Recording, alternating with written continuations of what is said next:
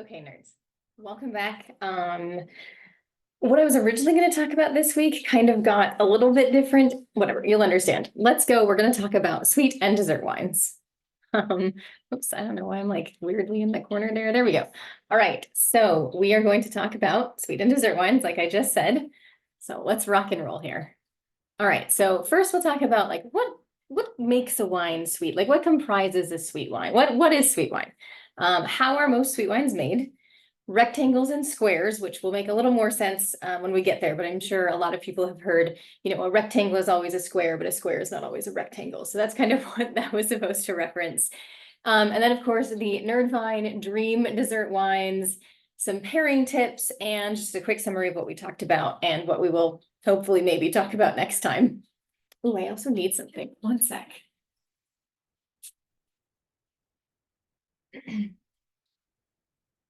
Okay. All right. So what classifies a wine as sweet, right? So you'll have like dry to sweet classifications, basically. When you're doing a tasting, you'll need to say if it's dry or if it's sweet or somewhere in between. Now, the terminology will differ from source to source. So here, the kind of like darker pink column that says dry, off dry, medium, sweet, sweet, and luscious. Those are the terms that the Wine Spirits Education Trust uses. So those are the ones I use. In the column next to it, I pulled the classifications that Wine Folly uses because I know a lot of people who aren't maybe like interested in professional courses or just want to ramp up their knowledge. Wine Folly is such a good resource that I think a lot of people may be using the terms that they are using. So we'll talk about that. We'll talk about this real quick. So dry, which is considered bone dry for Wine Folly, is less than 1 gram per liter of residual sugar. Some examples of this would include Brut Natur sparkling wines and some dry wines. Off dry, which Wine Folly calls dry, is 1 to 10 grams per liter of residual sugar. So a lot of dry Gewürztraminers and many inexpensive dry wines are actually off dry, and they do have a little bit of residual sugar. It's hard to get all of it out. Medium dry, off dry is 10 to 35 grams per liter, and you'll have honestly more of the inexpensive wines. They keep residual sugar to help I can kind of balance out the wine and make it feel and taste a little bit better. But it's specifically if it's labeled as off dry or medium dry, you're looking at those 10 to 35 grams. Medium sweet is kind of like just edging up. So Wine Folly is calling this sweet because you do have 35 to 120 grams per liter of sugar. That is a lot. So for that, we're looking at like Moscato, sweet reds, sweet Rieslings. It's going to be fairly clear on the label if you're getting that much sugar. And then, of course, you have these sweet wines, also known as very sweet, and that's 120 to 220 grams per liter. And that we're looking at the Sauterne, Port, Ice Vine. And then finally, not a classification that Wine Folly addresses, but in W's that we talk about luscious. I put a question mark. Specifically, we will actually talk about a wine that is 450 plus grams per liter of sugar, so foreshadowing. And here you also have Rutherglen Muscats and PX cherries. And don't worry, those asterisks that you can't even really see because I'm in the way do mean something. So next, before we get to that, so if you're really having trouble, because a lot of people, when they taste fruity wine, they think it's sweet. And unfortunately, a lot of times it isn't, it's still a dry wine. So try to find wines that either have tech sheets available or that you just know for certain like how much sugar is in them. So an easy way to do it would be to take like a dry Gewürztraminer and a Rutherglen Muscat and use those as your ends of the spectrum. And then because sugar is sweetness is one of the things we can actually detect with our tongue, remember back to elementary school, you've got like sweet, sour, salty. I feel like there's another one. And then umami, I think, is the last one now that we've said your tongue can detect without your nose. So put the wine in your mouth and then hold your nose and see how it feels or like tastes different on your tongue, because so much of taste is smell, but this particular like sweetness and sugar you can get without smelling.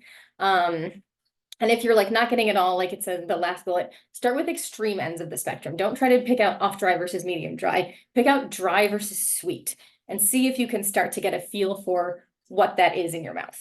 That's a weird sentence. Moving on. All right, so what's with those asterisks?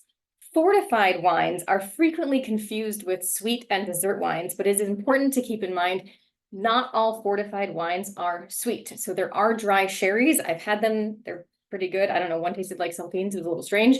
And there are dry ports. I have neither seen nor had dry port, but the internet says they exist. So, the internet never lies.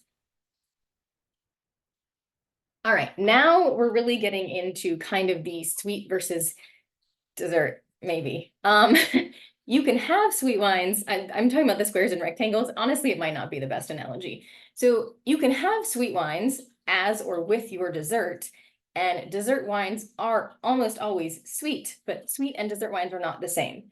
It's just a very finicky point. So sweet wines are dry wines to which sweetener has been added.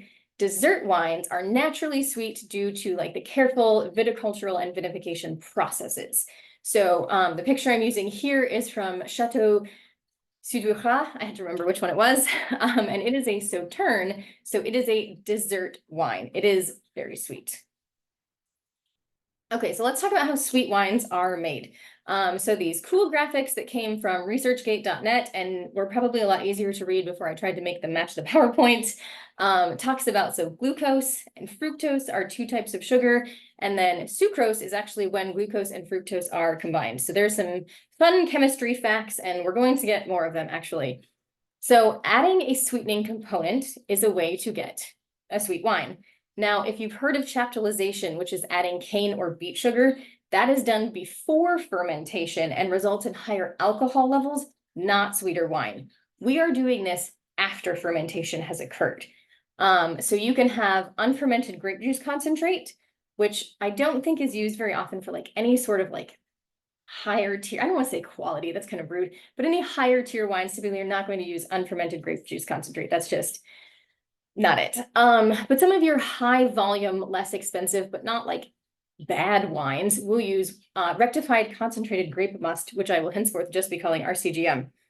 And something to keep in mind is that the laws on this aren't particularly strict. When we talk about Suisse Reserve in just a minute, those have very finicky laws. The RCGM doesn't really, and I don't know, maybe there are, and maybe I will learn about that in a future certification. Maybe WSET diploma, it doesn't have a sweet and dessert wine section in all of its classifications, but maybe other classes I'll learn more. I'll share it with you when I do.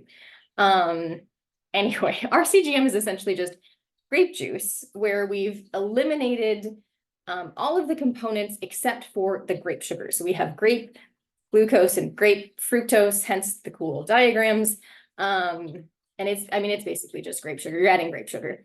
For my chemists out there, the degree of sweetness is 65 Brix, and I feel like that's a little too complicated to go into now. We can talk about that a different time, or you can Google it, Brix, B-R-I-X. Now, Suisse Reserve is definitely much more of a quality way to sweeten your wines.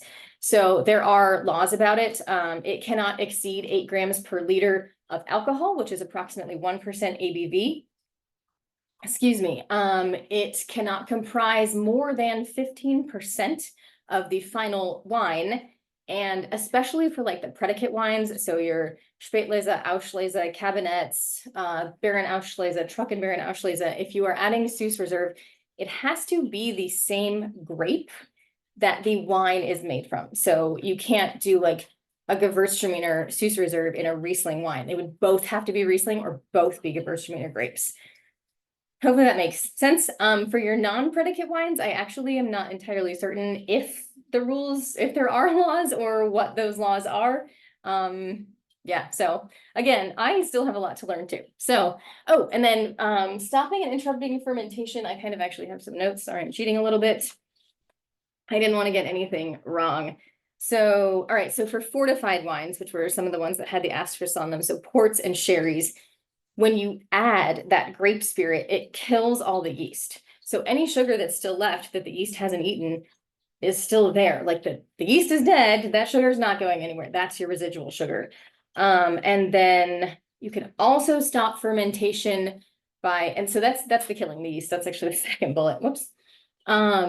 You can stop fermentation by chilling the wine or adding a lot of sulfur dioxide. And what that will do is that will stop the yeast, I don't think it necessarily like kills them. It just means that they're no longer eating the sugars, and then you just filter them out. So now you've gotten rid of all the yeast, the fermentation will not start again, and you have a lot of residual sugar left. So that's another way. I know that's technically like a vinification practice, but it is considered a way to make a sweet wine, not so much a dessert wine. Moving on to dessert wines. So you mostly want to just concentrate the sugars naturally. That's it. That's the big thing. Now you can do this a lot of ways. If you've heard of the term noble rot, this is a fungus. Sorry, I mean, people eat blue cheese and mushrooms. It's fine. Botrytis cinerea is a fungus that also can cause gray rot, which is when you have humid mornings and humid afternoons. When you get this noble rot and this like concentrating of sugars, you have these humid, misty mornings, but you have dry, sunny afternoons, which like kind of slows down the rate of rot, I guess. So the fungus like kind of like punctures the grape skins, which starts like drying them out. It starts concentrating those sugars, especially when you have those sunny afternoons. So you're basically almost like taking out a lot of the liquid and just really concentrating on those sugars. This will be your Sauterne, Tokai, Trockenbeeren Auslese, sometimes Beeren Auslese, but it's not required. So a lot of your high priced, honestly, dessert wines are going to be these botrytis affected grapes. And the reason the price goes up is because one, the conditions for this are not ideal every year. Like you don't get botrytis affected grapes every year. It just depends entirely on the weather. And also when you think about it, you're getting a lot less liquid per grape. So like you don't produce as much. So of course the price is going to go up. Now you can also dry your grapes without the help, I guess, of the noble rot. When you dry them on the vine, it's called passerellage, I believe. So this is going to be things like, oh man, I feel bad that I don't know. Yeah, passerellage. Okay. So this is going to be basically just drying them on the vine, then picking them, and then going through the normal wine making process. Or you can pick them and then leave them to dry. And then you, I mean, basically have the same thing. You have these dried grapes that produce a concentrated, more syrupy sort of wine. And this is what we use. So this is where I got kind of messed up in my video making process. So Recioto della Valpolicella, right? That is an after picking dried wine. And I had been drinking this Valpolicella Ripasso, thinking when I was planning all of this that it was a Recioto, and then I drank it and I was like, this isn't sweet. And I was like, oh no, I've chosen the wrong thing. So we'll do Valpolicella, a different video. I'm sure I have another one or I can get another one, but that's how we ended up on sweet wines. So coming back from that wild waylaid segue, you can also freeze the grapes on the vine, which is what this picture is. And that is how you make ice wine if it's German, or ice wine if it's coming from pretty much anywhere else. Canada is a great place. They do, I believe, Vidal grapes. They do ice wine. And freezing the grapes does the same thing as all of the others. You know, it takes that water out. It really concentrates those sugars. And when you press them, you get a much thicker, much sugarier, is that a word? Liquid out of the grapes. That's your dessert wines. All right, my dream list, our dream list, everyone's dream list. No, okay, so Chateau d'Yquem, which is the only Sauterne that was given a rating in the 1855 Bordeaux classification, which I am 99% certain we've discussed. I actually got to have this like a month or so ago. I probably won't ever have it again because it is outrageously expensive. But it wasn't, I think the nice thing about dessert wines for me compared to sweet wines is that they're not cloying. It was just rich and luxurious and sweet. And I think my partner thought I was having a heart attack because I just like put my face in my hands and was just, it was an experience. I'm telling you, it's, if you can try it. And if you can't, I mean, it makes sense. It's really, really ridiculously expensive. Another one that is also expensive, and this is what I was kind of foreshadowing earlier, is the Tokai Essentia. So Tokai is yeah, I mean, it's a dessert wine from Hungary. And typically on the label, you'll see like 5 or 6 butonius. I don't know if I'm pronouncing that correctly, but it means baskets. And so it was like, how many baskets of the botrytis affected grapes are we mixing into the non-botrytis affected liquid to get a certain level of sweetness? So, if you're only putting in 5 baskets of these dried grapes to get the same amount of liquid as 6 baskets, obviously the 6th basket is going to be sweeter. If you are only using those dried grapes, that is the Tokai Essensia, and it is, as noted, 450 plus grams per liter.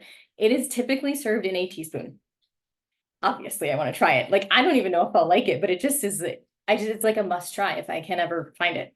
Trockenbeer and Auslese, I just feel like, it sounds, amazing. And I feel like I need to try all the predicate wines of Germany. Eiswein, which I had Eiswein from California, which now makes me really question. This was in the beginning of my wine journey. I would like to have a nice quality Eiswein eventually. And then, of course, the Recioto della Valpolicella, because I haven't actually had one. I've just had the Ripasso. And finally, a Rutherglen Muscat, which is supposed to be just absolutely phenomenal. It's completely different from the Muscat de Bonvenise. That's my dream list. If anyone's ever had any of these, please comment. Let me know, 1, where you found them, and 2, how they were. And if you have other sweet wines or dream dessert wines, also put it in the comments. I'm always curious what people are wanting to try. Okay, finally, we're on to our pairing. So with your off-dry sherries, now remember, these aren't going to be super sweet. They're just going to have that hint of sweetness. I put cheese in its own column because we can always pair cheese and wine, and then some pairings that I thought might be unusual but fun. So for your off-dry sherries, you're going to want your hard-aged cheeses. So Manchego, Mimolette, Parmigiano Reggiano, all going to be good. And then you could also do, let's say you're building a cheese board, you could do some almonds, some hazelnuts, maybe some meatballs, and then mushrooms, truffles. I'm always a huge truffle fan. You could pair truffles with anything in my world. And then maybe try some dry roasted peanuts. And I have also heard, but not tried, that bao buns go really well with off-dry sherries, and some soups do as well. I want to say maybe French onion soup, but now I can't remember. For Spätlese and other off-dry whites, you could do Camembert, your washed rind cheeses, which will be things like the Fontina, the Morbier, the Taleggio, and then your hard-aged cheeses, which are above in the off-dry sherries, as well as some moderately aged goat cheese. Got that nice tang to it. For other options, let's say you're still building out that cheese board, you could do some avocado, maybe a little bit of lobster and crab, and some antipasta. And then I know it's so embarrassing. I don't like sushi, but I have heard that sushi will go really well with these off-dry whites. Now we get into the noble rot wines. So your Sauterne, your Tokai, blue cheeses, always. Just the tang of the blue cheese with the rich, luxurious sweetness of these noble rot wines, it's always a good pairing. So do your blue d'Auvergne, wow, and your Roqueforts. Those will be great. Interestingly, you can also pair these with sweet things as long as they're not sugary sweet. So peaches, apples, creme brulees, rich sweetness. In fact, when I had the Chateau d'Yquem, they brought a creme brulee, and when you put them together, somehow it became even better, which was just not, if I'd been wearing socks, they would have been knocked off. For these, I can't bring myself to pair them with anything else unusual. Just sit there, sip it slowly, enjoy it. It's amazing. For your dessert sherries, again, we'll do the blue cheeses, but then you could start getting into kind of the sweet or nutty hard aged cheeses. So think Berkswell, some cheddars, good quality cheddars, or Piave. You could also do artichokes, I don't know. Anyway, I like artichokes. Pecans, candied walnuts would be good with this. And then I've had PX sherry, and it is a fig date amazing syrup thing. So I would absolutely 100% put it over vanilla ice cream. I think that would be phenomenal. And then I said dessert sherries, but also Madeira would be in this category. And you can actually make a Madeira honey cake. There are a lot of recipes out there for how to do it. Just find a good traditional one and pair that with Madeira. It kind of just makes sense. And then finally, our ports.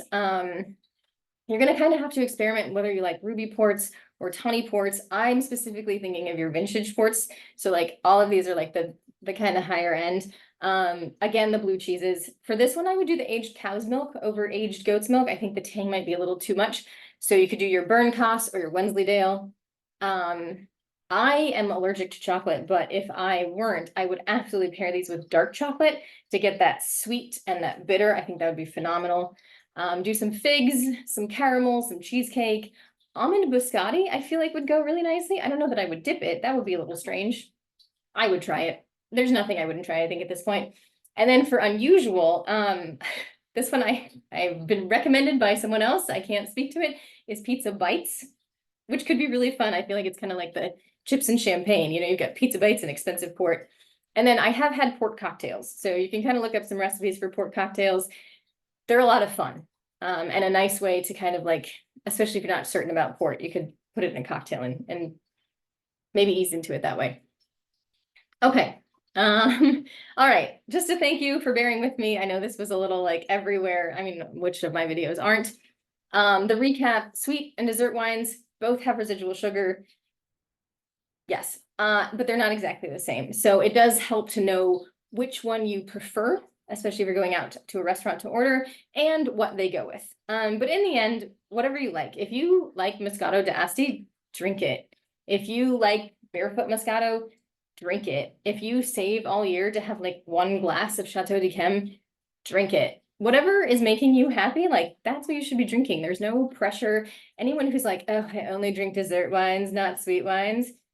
I really only prefer dessert wines, but I don't care if you like sweet wines, but no one cares. Anyway, next time, assuming that I don't have some weird mess up like I did with the Valpolicella, we will be discussing Chianti from Italy. So thank you again. Please like and subscribe. Go find yourself some sweeter dessert wines. Love your life. Enjoy your day. I love you. Until next time, cheers.